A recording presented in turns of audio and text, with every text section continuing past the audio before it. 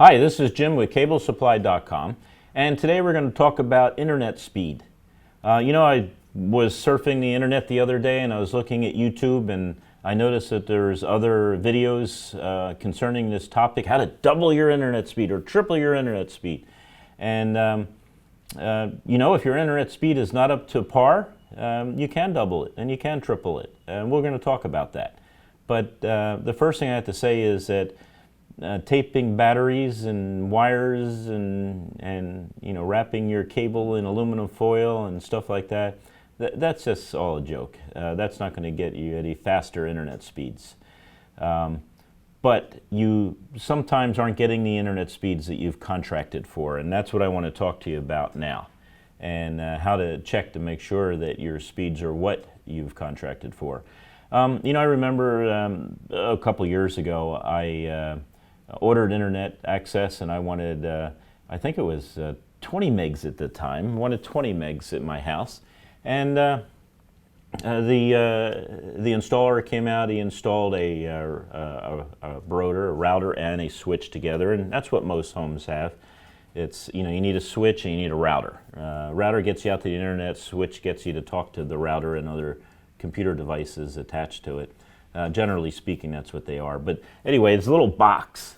Everyone gets a little box from the internet provider, and you plug in your computer into that, or it goes Wi-Fi, or however you ordered. But to make a long story short, he came out with that box and hooked it up, and when he was all done, he told me, he said, "Okay, we're all hooked up. Let's see if we can surf the internet." So I turned on my computer and I surfed the internet, and everything was fine. I could go to all the favorite internet locations that I go to every day and get the news and things like that, and everything appeared fine. And he was packing up his tools, and I said, "Let's do a speed test." We did a speed test. We were around 5 megabits per second in the speed test. And at first he questioned the speed test, so we did it again, 5 megabits per second. And that's enough to search the internet and things like that. You could probably even watch a video with that. But that's not what I contracted for. And so the first thing that came out of his mouth was, "Well, it's poor cabling in the house. That's the best we're ever going to do." Well, I've been in IT for 37 years, and I can tell you it wasn't poor cabling in the house. I know poor cabling, and this house was cabled with Category 6 cable, top-of-the-line cable. It can handle 1 gigabit. Now, remember, when you have internet access in a local area network or everything else, usually the bottleneck is your internet. It's not your network. When we are talking about 50 megabits per second download, the cables in the house are capable of handling, with a Cat 6, are capable of handling 1 gigabit of traffic. So it's not the cable. So he called his tech support and was on the phone and talking back and forth, and finally went out to his truck and he got himself another router. It looked like a bigger model or a different model. I don't know their models. And he came in and hooked it up, and he said, "Okay, you're all set." So I said, "Well, let's do that speed test again." And I think we were up to about 15. And I said, I didn't order 15 megabits per second. I ordered 20. And so, of course, he got back on the phone and talked to the tech support, and after a couple hours, I would say it took 3 hours to finally I got 20 megabits per second. So in that case, I quadrupled my internet speed just by paying attention to what I was actually getting. So what I'm going to do is I'm going to show you how to test what you have, and then give you some recommendations on what you should do. So let's take a look at the test. Okay, the first thing you want to do is you want to hook up to the internet if you have internet access, and we're testing speed. We're not talking about the fact you don't have access. And remember, getting on the internet doesn't take a lot of bandwidth. It's not bandwidth hogs, and even video is not a bandwidth hog. But anyway, you get on the website, you go into your favorite browser, and you type in speedtest.net.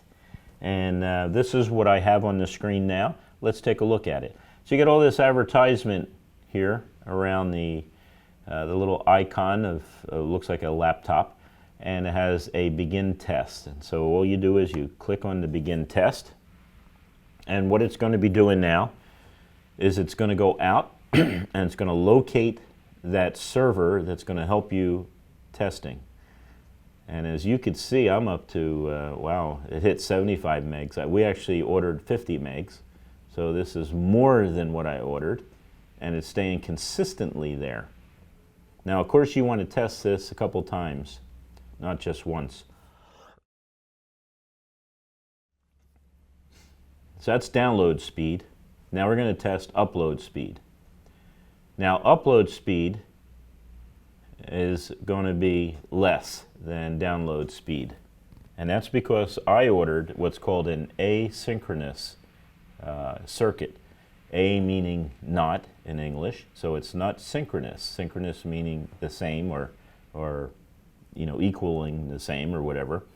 But the upload speed is going to be a lot less than the download speed, and that's fine because you're downloading videos, things like that.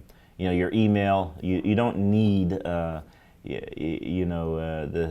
same speed if you're uploading something. So you always have a preference for download speed. So your download speed should be more than your upload speed. Now you can order synchronous if that's what you want, but usually that's a waste of bandwidth. So this is a perfect setup. 53 megabits per second download, which is fantastic for this year. Maybe 5 years from now that's going to be slow, but this year it's absolutely fine. There's a lot you can do at 50 megs. It's not going to slow you down at all. And then the upload speed of roughly 10, 11 megs is more than sufficient. We upload our videos to YouTube on that upload speed, and it's more than sufficient for what we need.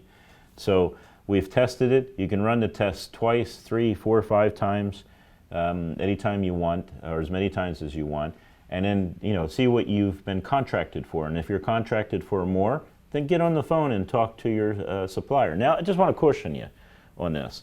If you ordered, let's say 50 megs and you're only getting 47 megs, yeah, that's okay. That's close enough. In my case, it went over what was requested, but 47 megs is absolutely fine. It should not be a problem. So I kind of think if you're within 90-95% of what you contracted for, that's fine. You're not going to have a problem. If it's over, then man, they're giving you extra. That's absolutely fine. But as we go to this other website, I'm going to tell you the story about one other location that I went to. And when I went to that location, that house to put in internet, house where I was living at that time, every time I went to Netflix, it dropped down to 250K, which was horribly slow. And Netflix had to keep on loading. It would stop in the middle every minute or two and see a little thing spinning, and so I knew I had something wrong with my internet, and only to find out that the cable between my house and the ISP, Internet Service Provider, actually was a fault. It took them months to repair that, but they were gracious. They didn't charge me for my internet access during that time period where I had really slow internet access. Sometimes it would go up to a meg. But I ordered 20 megs or 50 megs at the time. I can't remember. It took them about 3 or 4 months to fix it. But again, ask them, your provider, to prove that you're getting what they're claiming, and don't allow them to accuse you of the fault. Have them prove it. So I'm now at Speakeasy. This is another website, speakeasy.net. Don't use Com. Com's another company entirely. And over here to the left, you can see that you can pick which server throughout the country that is your server. You can pick any of them. When you talk about communications on the internet, you're talking about light speed. So it's really not that much of a difference between any of these, or it should not be. Sometimes the server is a little, maybe they're impacted by everyone checking at the same time.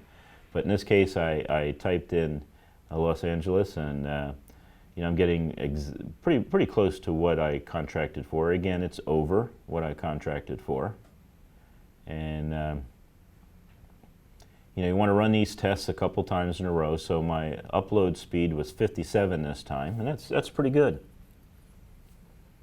And then I'm sorry, my download speed is 57 this time. and that's pretty good. Now my upload speed is 11. That's more than I contracted for. I contracted for 10. So how do you increase your internet speed? Well, if you're not getting the speed that you contracted for, you call the company, ISP, and you get them. Cox, AT&T, whoever you're using, Warner, and you get them to deliver the speed that's been contracted, or to replace their equipment to make sure that's exactly what you contracted for. And then again, if it's not, if you are getting the speed that you need, but you're still having issues on your computer, it might be your computer, it might be the service you're connected to. But if all those things have been, been investigated and found that that's not the issue, and you only ordered 1 megabit per second download, maybe you need to increase it to 5 or 10. 5 is probably sufficient for home use. If you're at home, you're watching movies and all, 5 megs download speed is actually pretty good. You can watch movies in HD at that speed. Now, if you're a business and you have 5 or 6 employees, we have a group of employees here at CableSupply.com, and 50 megs is what we need. We're always on the internet, sending things out and receiving things and checking videos and uploading videos. So you're going to need more for a business. But check out these 2 sites, speakeasy.net and speedtest.net, and if you're not getting what you contracted for, then get a hold of your provider and tell them and expect them to repair it and get you to that level. Again, this is Jim Gibson with CableSupply.com. Friend us on Facebook and follow us on YouTube. Thank you for watching. Hi, this is Jim with CableSupply.com. Hi, this is Jim from CableSupply.com. Hi, this is Jim with CableSupply.com, and today I'm going to show you how to cut a hole in the drywall. This is David signing out. You stay classy, Internet.